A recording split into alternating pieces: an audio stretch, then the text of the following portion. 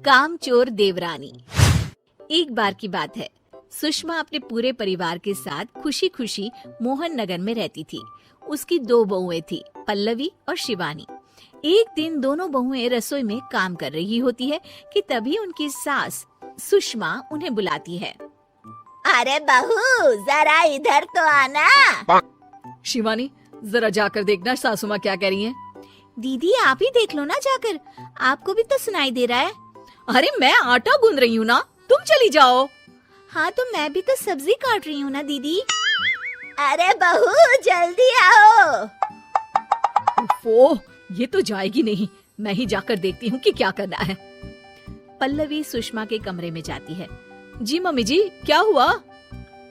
शाम को घर पर कुछ मेहमान आने वाले हैं, तो तुम अच्छा सा खाना बना लेना बहू। ठीक है मम्मी जी, आप बता दीजिए क्या क्या बनाना है और कितने लोग आ रहे हैं। सुनील की मौसी जी और उनका पूरा परिवार आ रहा है। कुल मिलाकर 3 लोग और हमें मिलाकर हुए 9 लोग। तो अभी से ही तैयारी करना शुरू कर दो। और हाँ, घर की सफाई भी कर देना, हाँ अच्छे से। जी मम्मी जी, सब काम हो जाएगा, आप चिंता मत कीजिए। पल्लवी शिवानी को घर में मेहमान आने वाले हैं इसके बारे में बताती है। क्या 9 लोगों का खाना बनाना होगा, घर की सफाई करनी है? बाप रे, सासू माँ ने तो हमें घर की नौकरानी ही समझ कर रखा है। ऐसा नहीं बोलते शिवानी, हम इस घर की बहू हैं और घर के काम करना हमारा फर्ज है।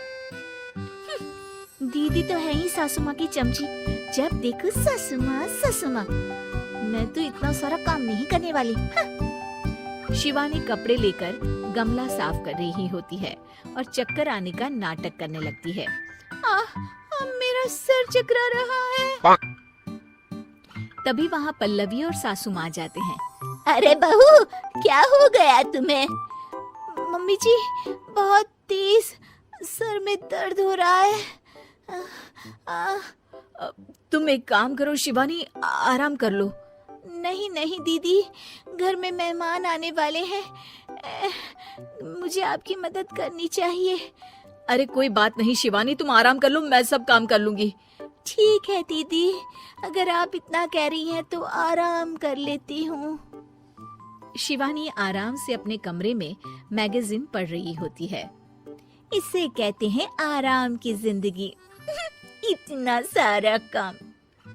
चलो सारा काम खत्म हो गया, शिवानी को देख आती हूँ। शिवानी अपने कमरे में ईयरफोन में गाने सुनते सुनते सो जाती है और उसके साइड में मैगजीन भी रखी होती है। पल्लवी वहाँ आ जाती है और वो सब देखती है।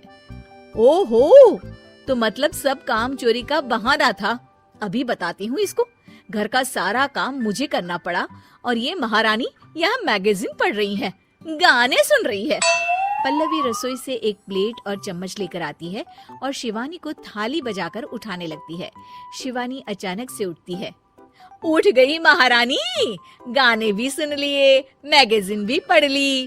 तुम तो बहुत बड़ी झूठी निकली शिवानी। तुमने सर दर्द का बहाना बनाया ताकि काम करने से बच सको। हाँ बनाया बहाना, तो क्या करती, इतने सारे काम करती। मुझे कोई शौक नहीं है चापलूसी का। क्या चापलूसी? तुम्हें लगता है कि मैं सारे काम चापलूसी के लिए कर रही हूँ? और नहीं तो क्या। तभी वहाँ सासू माँ आ जाती हैं। अरे बहू, वो लोग बस आने ही वाले हैं, तुम तैयारियां कर लो। जी सासू माँ, तुझे तो मैं बाद में देखती हूँ। सब खाना खाने बैठते हैं और खाना शुरू करते हैं। तभी सुनील की मौसी बोलती है। वाह भाई वाह, खाना तो बहुत ही अच्छा बना है सुषमा जी, एक एक चीज में क्या स्वाद है। ये सुनकर शिवानी मुंह बना लेती है। उसे अपनी जेठानी की इतनी तारीफ रास नहीं आती। आपकी बहुएं तो बहुत ही अच्छा खाना बनाती हैं। हाँ बनाती तो दोनों ही अच्छा है, पर आज ना ये सारा खाना बड़ी बहू ने बनाया है। छोटी बहू की तबीयत ठीक नहीं थी, सो इसलिए। मानना पड़ेगा सुषमा जी, आपकी बड़ी बहू तो बहुत ही गुणवान है। पल्लवी की तारीफ सुनकर शिवानी को जलन होती है। पल्लवी ये सुनकर खुश हो जाती है और शिवानी की तरफ देखकर उसे चिढ़ाती है। कुछ देर बाद मेहमानों के जाने का वक्त हो जाता है। मौसी जी सबके लिए उपहार लाई होती है। वो सबको शगुन के पैसे देती हैं और अंत में पल्लवी के पास आती है। तुम्हारे लिए शगुन का लिफाफा तो है ही, पर बहू तुम्हें एक और उपहार भी मिलेगा इतना अच्छा खाना बनाने के लिए। मौसी अपने सोने के कंगन निकालकर पल्लवी को पहना देती है। ये लो, ये मेरे मनपसंद कंगन है, अब से ये तुम्हारे हुए। धन्यवाद मौसी जी। ये देखकर शिवानी तो पूरी तरह से जल जाती है और गुस्से से रसोई में चली जाती है। तभी वहाँ पल्लवी आ जाती है और उसे अपने कंगन दिखाने लगती है।